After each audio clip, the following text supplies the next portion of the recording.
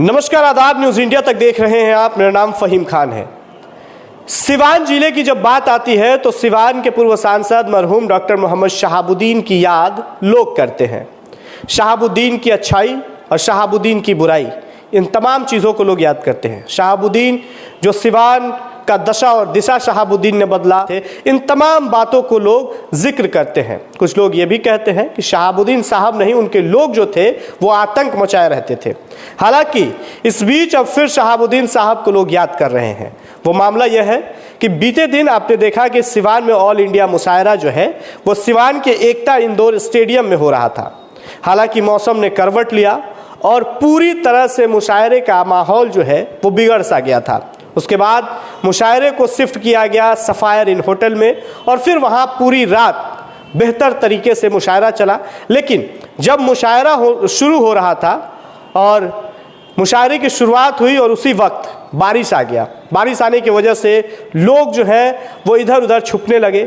छुपने के लिए लोगों को जगह तक नहीं मिला।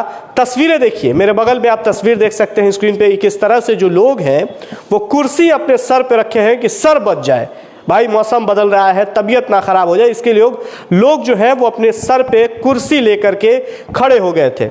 लेकिन उस वक्त शहाबुद्दीन साहब को याद इसलिए किया जा रहा था कि शहाबुद्दीन साहब के कार्यकाल में ही जब उसी वक्त यानी कि लगभग 2000 सन में सिवान एकता इंडोर स्टेडियम का जो है कि उद्घाटन कराया गया था। उस वक्त की तत्कालीन सीएम राबड़ी देवी के द्वारा फीता काट कर उद्घाटन किया गया था। और अगर लोग ये कह रहे हैं कि शहाबुद्दीन साहब के बनाया हुआ जो इंदौर स्टेडियम है, उस इंदौर स्टेडियम की देखभाल की गई रहती, उनके बाद कई सांसद और विधायक हैं, उनके द्वारा अगर उस पर काम किया गया रहता तो लोगों को इस तरह से भटकना नहीं पड़ता और लोग जो हैं वो आसानी से वो मुशायरा जो है वो इंदौर स्टेडियम के अंदर में हो सकता था।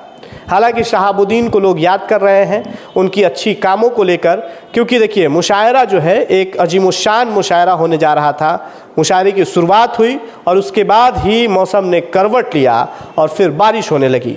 बारिश के बाद देखिए कैसे लोग जो है इंदौर स्टेडियम में छुपने के लिए जगह ढूंढ रहे हैं। कोई पेड़ के नीचे, कोई प्लास्टिक लेकर के, कोई कुर्सी अपने सर पे लेकर के घूम रहा है कि सर ना भीग जाए। इस तरह का माहौल बन गया और अभी भी न्यूज़ इंडिया तक इस पे खबर दिखाएगा, लोगों से बातचीत करेगा कि सिवान का एकता इंडोर स्टेडियम जो सिवान के पूर्व सांसद मरहूम डॉक्टर मोहम्मद शहाबुद्दीन के द्वारा बनवाया गया, उसकी देखभाल की गई रहती तो इस तरह का माहौल नहीं होता। हालांकि ये सवाल है कि शहाबुद्दीन के द्वारा बनवाया हुआ इंडोर स्टेडियम के ऊपर किसी की नज़र क्यों नहीं पड़ती। कई विधायक आए, कई सांसद आए, लेकिन उनकी नज़र क्यों नहीं पड़ती। लोग ये सवाल करते हैं इसलिए नहीं पड़ती कि वो शहाबुद्दीन का बनाया हुआ है। इसके लिए भाजपा नेता माज अरफी भी लगातार इसकी लड़ाई लड़ रहे हैं। आत्मदाह करने की भी उन्होंने प्रयास किया था एक बार, लेकिन उसके बावजूद भी इंदौर स्टेडियम नहीं बन पा रहा है। हालांकि इस पर अब लोग यही सवाल कर रहे हैं कि ये शहाबुद्दीन का बनवाया हुआ है, इसलिए किसी की नज़र नहीं पड़ रही। कैसा लग रहा है मुशायरा में आप आए हैं? बहुत बढ़िया मुशायरा, लेकिन सिवान का बारिश बहुत बेकार हो गई। आज का बहुत खराब, आधा लोग अभी बारिश की वजह से भाग चले। वाटर प्रूफ होना चाहिए अभी।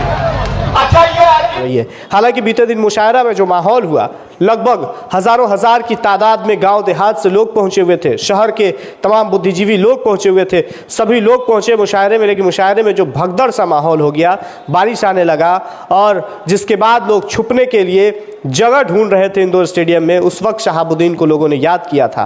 हालांकि आपकी इस पे क्या कुछ प्रतिक्रिया है? जो लोग मुशायरे में आए थे उन्हें किन किन समस्याओं का सामना करना पड़ा था वो बखूबी जानते हैं।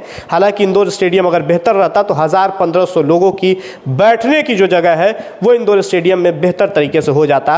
लेकिन इंदौर स्टेडियम अपनी बदहाली पे आंसू बहा रहा है और अब जो लोग हैं खूब इस बात की चर्चा कर रहे हैं। इस पे माज अरफी से भी बात करेंगे, जो भाजपा नेता है। इसके लिए लगातार इंदौर स्टेडियम के लिए वो आंदोलन करते हैं, लगातार इसके लिए आवाज़ उठाते हैं कि इंदौर स्टेडियम जो है वो फिर से शुरू हो जाए, बेहतर तरीके से ढांचा उसका हो जाए। हालांकि अब वो स्थिति नहीं रह गई है, अब वो मरम्मती के लायक नहीं है, उसे पूरी तरह से तोड़कर नए बिल्डिंग का निर्माण कराना पड़ेगा। इसके लिए वो लगातार बातचीत कर रहे हैं, लगातार अधिकारियों से मुलाकात करते हैं, मंत्री विधायकों से मुलाकात करते हैं, लेकिन अभी तक कुछ उस पर कार्य नहीं हुआ है। खैर, आपकी क्या कुछ प्रतिक्रिया है? अपनी प्रतिक्रिया ज़रूर दें। बहुत बहुत धन्यवाद।